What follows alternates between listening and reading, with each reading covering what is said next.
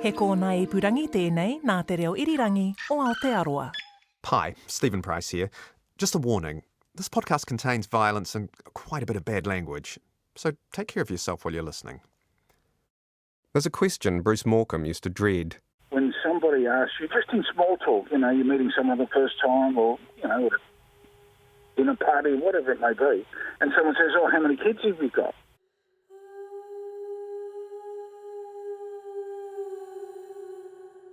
20 years ago, Bruce's son Daniel, who was 13, went out to go Christmas shopping. He never came back. He was last seen by a bus stop near his house in Maroochydore on the Sunshine Coast in Queensland. There was a massive search, but it was no good. So how can Bruce answer that question? He met a mother of another missing child. She told him she'd just lie. It's difficult to comprehend the pain and the potential failure you feel as a parent, saying, look, I don't know where my child is. The question became easier for Bruce to answer in 2011 when police charged Brett Peter Cowan with Daniel's murder. They'd caught him in an undercover police operation called Mr. Big. Cowan confessed to Mr. Big and showed him where he'd put Daniel's body. Some of Daniel's remains were found there. Cowan was convicted in 2014 and sentenced to life in jail. So obviously, the retrieval of Daniel's remains was an incredible relief for the family. We could lay our boy to rest. He was at peace. We have somewhere to go, lay flowers, have a silent prayer, whatever it may be. Bruce says it also meant that at last someone was being held responsible. And that mattered too. When you step back and take a look at the Mr. Big sting, you'd be in the camp that emphasises that it can bring justice to victims? Totally. Yeah, it can. So this Mr. Big technique is powerful. It works. It solves murders that probably couldn't be solved any other way. Killers are brought to justice. Bereaved relatives can finally understand what happened and bury their loved ones. It seems fitting that the resolution comes from the mouths of the culprits themselves. Could there be any better evidence?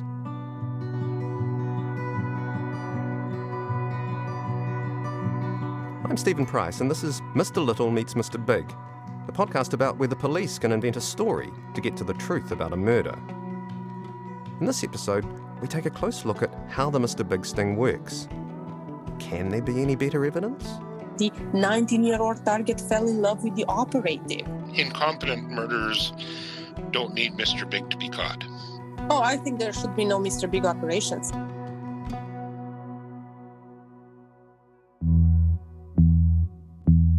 The first use of a Mr. Big type sting seems to have been in Canada in 1901. A man named John Gordon was found shot to death on the streets of Winnipeg. Who killed him? The police couldn't be sure, but they suspected a man named Donald Todd. So the police chief hired two men, who weren't even police officers, to investigate. Those men hatched a cunning plan. They pretended to belong to a violent criminal gang and asked Donald Todd if he wanted to join. He could make piles of money. There was just one catch. He had to prove to them that he'd committed some serious crime. He confessed to the murder of John Gordon.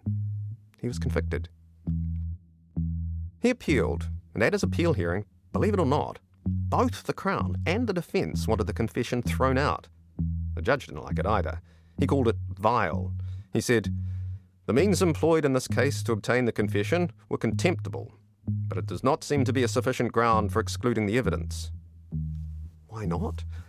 In part because he found it hard to believe that the trick could possibly lead someone to confess to murder if they were innocent.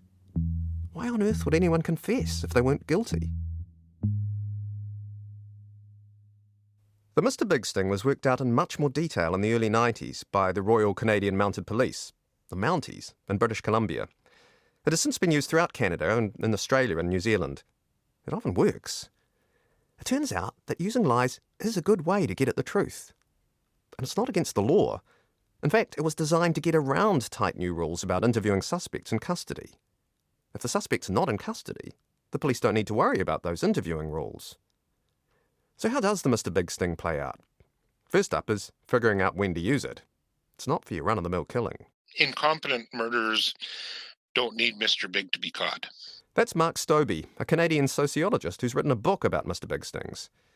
Mark has an interesting story himself. He was suspected of murdering his wife and later discovered the prosecutor had suggested Mr. Big be used on him. But the investigating police decided against it. Their view was I was nowhere near stupid enough to fall for it. Mark Stobie was working in communications for the Premier of Manitoba at the time, a pretty high-profile job. So Manitoba prosecutors consulted the prosecution branch in Alberta for an independent view on whether they should charge him. Alberta said no. But they ended up trying him anyway, and he was acquitted. After that, I went back to school at the age of 55 and got a PhD. he studied criminal justice, and that led him to take an interest in Mr. Big Stings. He found what I found, that most academics were deeply sceptical about the use of these stings. You'd think Mark Stobie would be too, but he's not. I'm a really big fan of Mr. Big. I think that it's a really clever, useful investigative technique for some types of homicides and other serious crimes. He knows Mr. Big can lead to false confessions, and he thinks the stings ought to be closely scrutinised. But in the end, he thinks they bring justice to victims who are often sex workers or in the drug trade or unemployed and on the bones of their bums. A lot of them are marginalized women who are generally deemed to be kind of expendable in our society.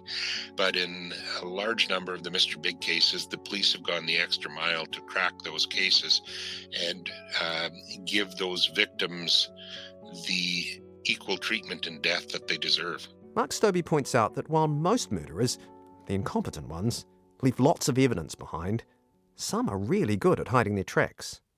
Take Mike Bridges, who strangled and then drowned 18-year-old Erin Chornley. Oh, yeah. He wrapped her head in saran wrap and her feet.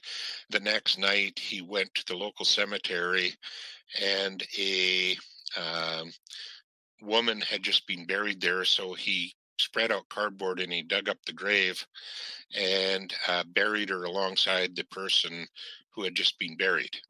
Filled in the grave, and nobody knew where she went. Those crimes can be very, very hard to solve. Mr. Big gets sent in on those tough cases.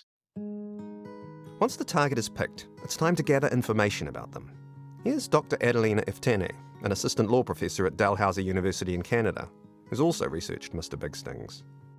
The first stage of this operation involves very extensive surveillance, right? That goes over quite a few months. So they would they work with psychologists, they work with their own forensic psychologists, and they create this profile of the individual, and they watch him for months. They know exactly where he's going, what his habits are, what his routines are, who his friends are, what he's doing, and then they try to hook him in at some point by engaging with the target and getting him into this criminal organization. Fair to say, Dr. Iftene is not a big fan of Mr. Big Stings. Oh, I think there should be no Mr. Big operations. For her, they exploit people's vulnerabilities, and they're unreliable. Like, nobody just goes up there and says, hey, let me tell you how I killed somebody. No, they're offered a lot of stuff to say that, right? Adelina Iftene is a lawyer and an academic, but she also does a lot of hands-on work on prisoners' rights, especially in healthcare, access to justice, and compassionate release. She's in touch with the lives and stories of people the police have charged and convicted, so she can see how people fall for Mr. Big. People receive this enormous amount of money. They are taken to various hotels. They are various restaurants. They have an amazing lifestyle. They are taken to strip bars. It's a lifestyle they've never had before because they've been so poor. In Mr. Big Stings, undercover police pay the target to do jobs, pretty simple ones like collecting debts, transporting packages, or dealing in guns. Then gradually they let him, it's almost always a bloke, they let him know that many of the organisation's activities are criminal. They might help deal in forged credit cards or fake passports, or help out with drug deals or burglaries. Now, what the target doesn't know is that there are no actual crimes. It's all an act by the undercover police officers. But sometimes the stage directions go out the window and the police have to frantically ad-lib. That's what happened in the case of Nelson Hart in Canada, as Mark Stobie tells us. They told him to take a train from Halifax to Montreal and deliver a briefcase. For reasons that aren't completely clear, he awakened the suspicions of the security in the train station, and they thought he was up to no good. He probably was behaving furtively or something. So they searched him and they opened the briefcase, and all there was in it was photocopier paper, which raises the question, even to somebody as stupid as Nelson Hart, why his criminal associates have got him delivering photocopier paper from Halifax to Montreal, hand-delivered. So he gets to Montreal and he's puzzled. So they take him to supper in a casino, divert him a bit, and then they sneak into the hotel room and they substitute the handle on the case, on the briefcase. When they get back to the room, they take the handle off and show him what appears to be diamonds in the handle, so everything is explained. That little break-in to Nelson Hart's room to plant the diamonds? Kind of brilliant.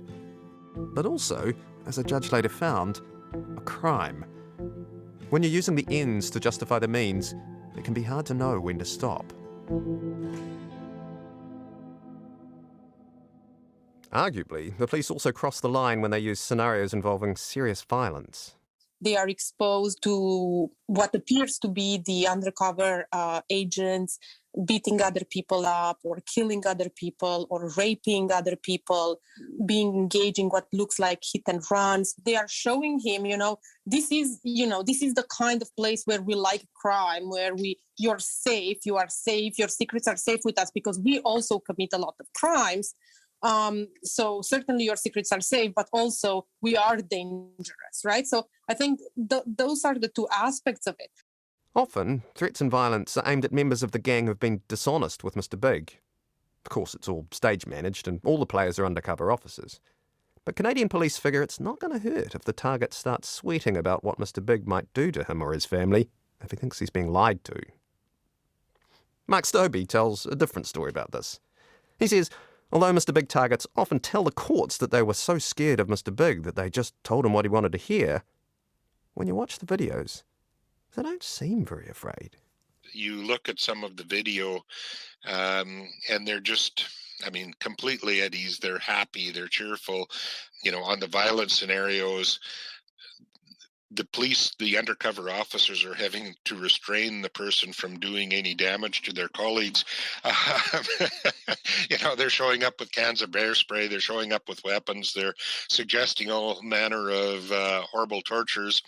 They're laughing and joking about it. At some point in the sting, the undercover officers usually introduce the target to a corrupt cop who's on Mr. Big's payroll.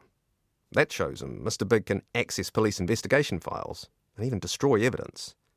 So it's going to be no surprise that Mr. Big knows that the target's been accused of a crime. And if he lies to Mr. Big, Mr. Big's going to figure it out. The gang members tell the target again and again it's all about honesty, apart from, all the crime. Most importantly, though, this lets the target know if he's got problems with the police, they can fix them. It's a powerful cocktail of inducements. This person has been groomed for months or sometimes years to be involved in criminal activity, to make very easy money that they probably never made before, to be friends with these people that seem so strong and have their life together. And in addition to all of this, they are telling him that his legal problems are going to disappear. Virtually every single Mr. Big scenario goes the same way, in the sense that at some point somebody tells him, oh my gosh, we've just heard through the grapevine that they are going to arrest you again for the murder.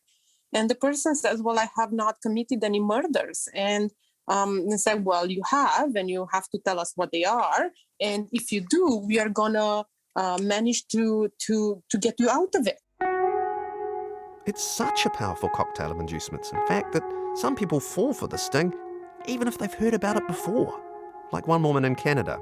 She was getting Mr. Big, and she was in the car with the undercover police officer, and a radio report came on, news report about a Mr. Big trial that was underway. The suspect dissolved into laughter and demanded to know who could possibly be so stupid as to fall for that.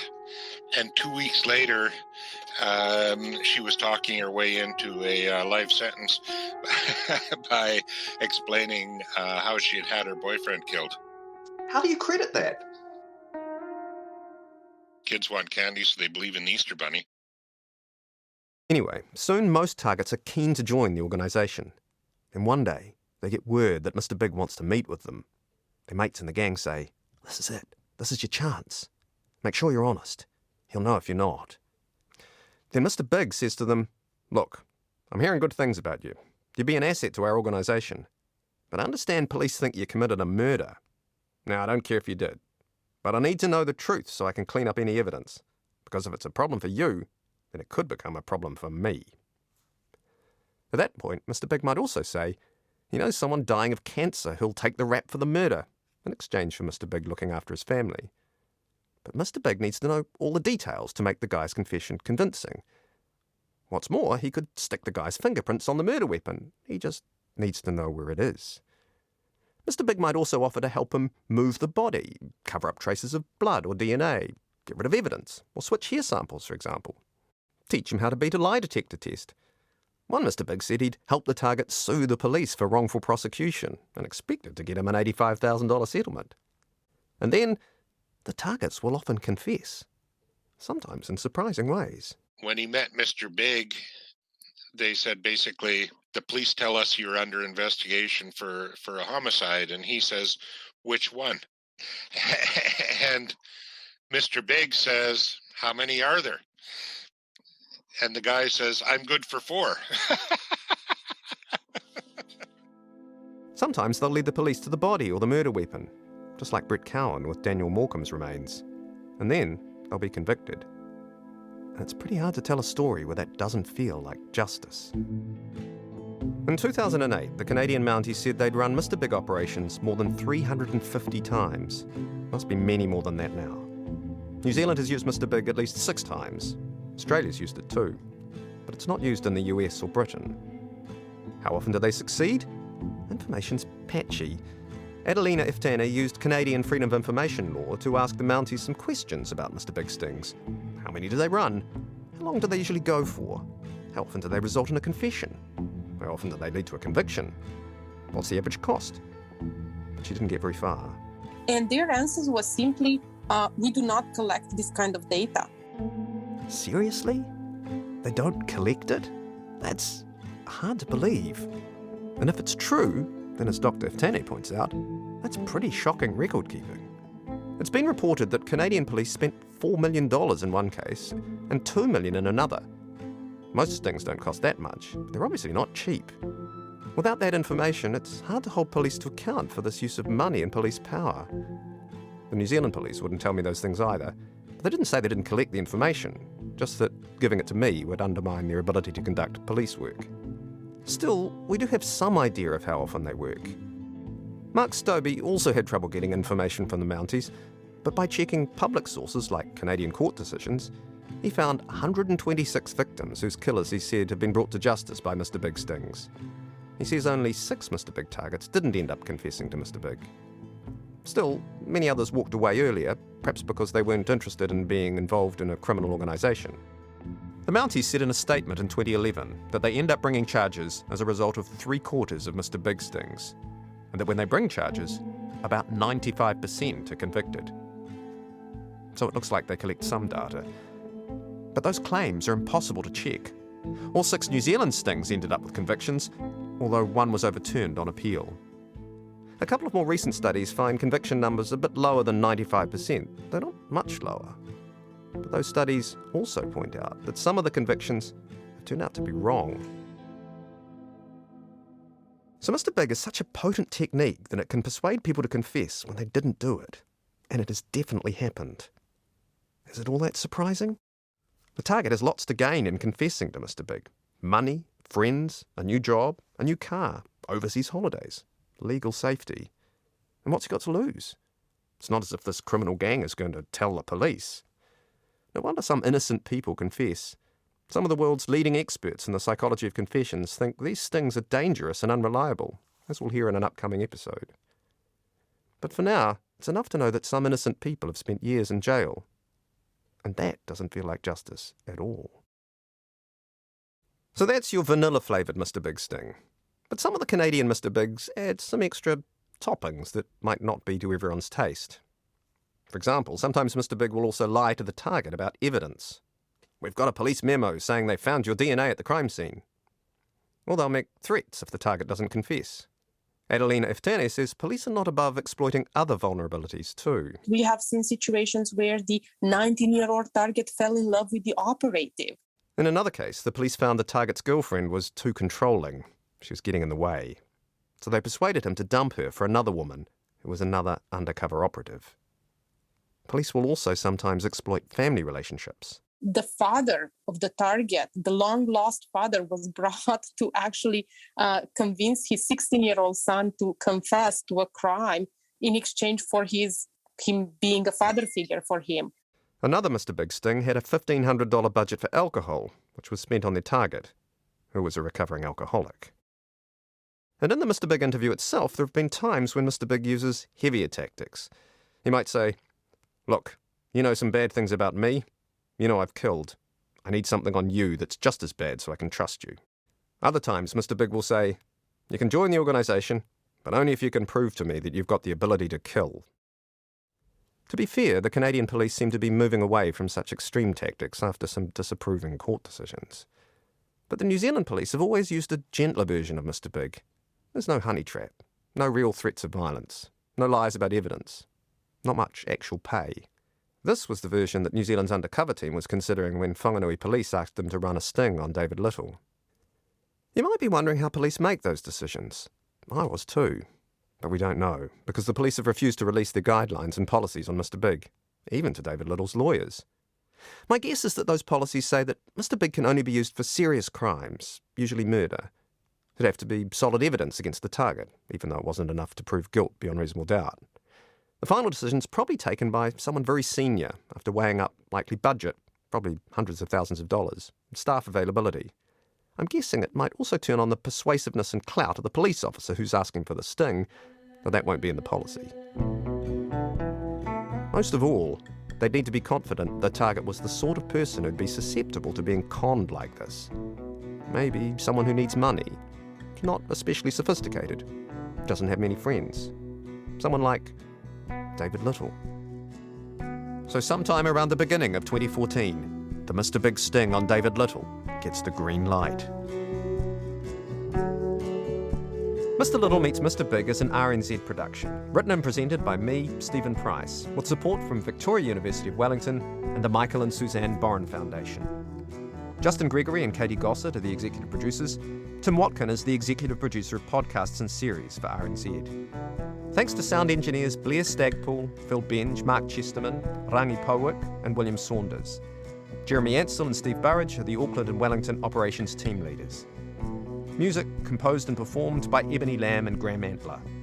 Images by Ebony Lamb. Artwork and design by Jared Bishop and RNZ. You can listen and follow all RNZ podcasts at Apple, Spotify, or wherever you get your podcasts.